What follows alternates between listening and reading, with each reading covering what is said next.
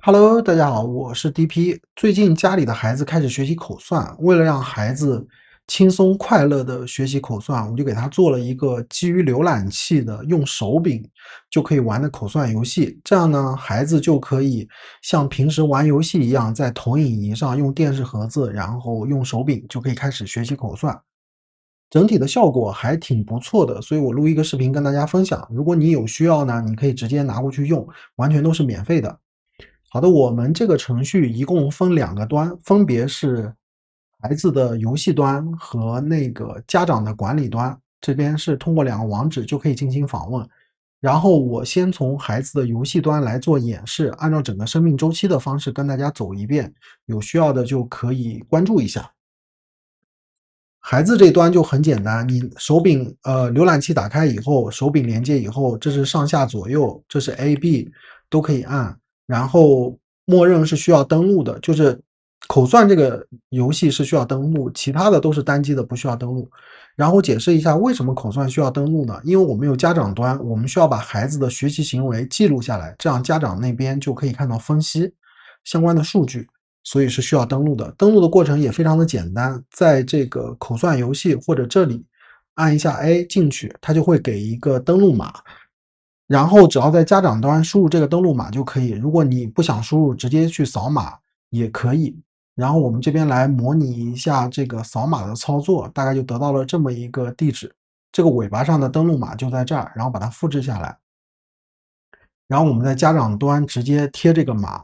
然后这个进来，它那个就直接做电视端的匹配，然后这边看到吗？这边匹配完了，然后这边就可以让你选孩子的档案，默认只有一个孩子的档案，你可以加多个孩子，这是应对多孩的一个场景。然后如果你不愿意扫码，就在这边直接把这个码输进来，然后点匹配是一样的。好，这边点完成，然后这边就完成登录了，这样选一个孩子就进来了。然后讲一下账号的切换，如果你有多个孩子，你就需要在这边是家长端，这边有个孩子档案，在这里新建多个孩子，然后在这边就可以进行切换。像我这边是两个孩子，就可以切换成两个孩子。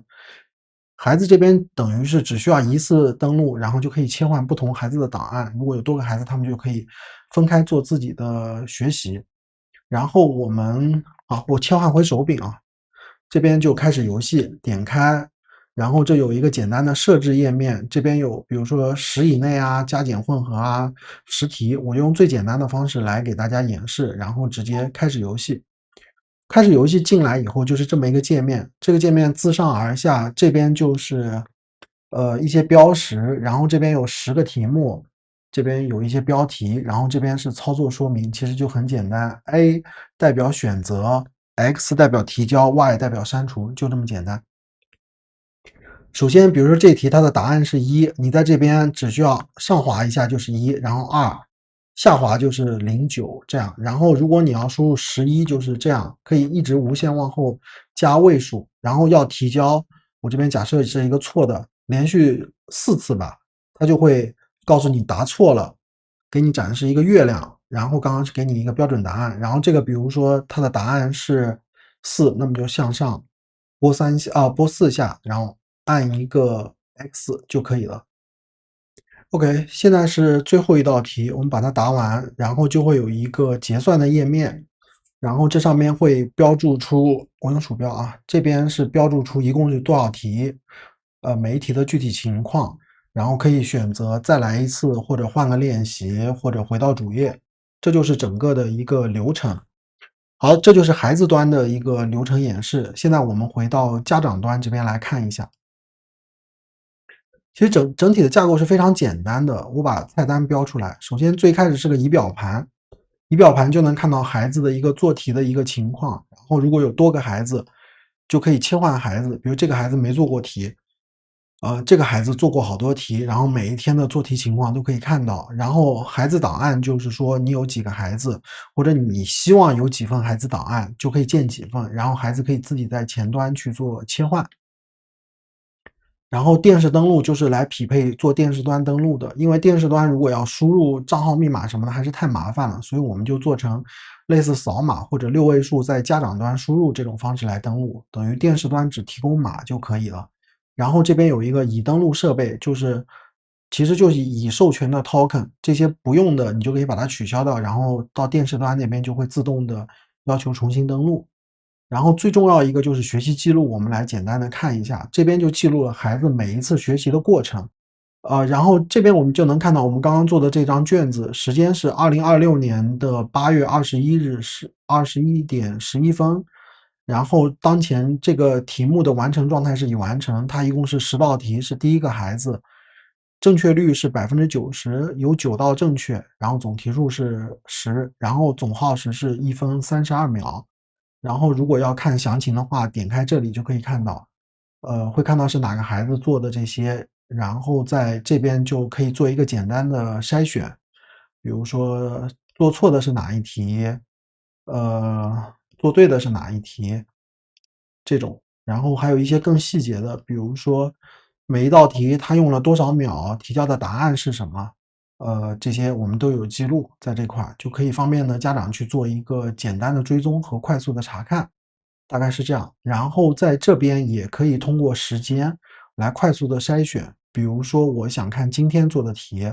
或者本周以内，或者这一个月做的题，在这边改时间就可以，上面也有快速筛选。这就是家长端的一个简单的功能。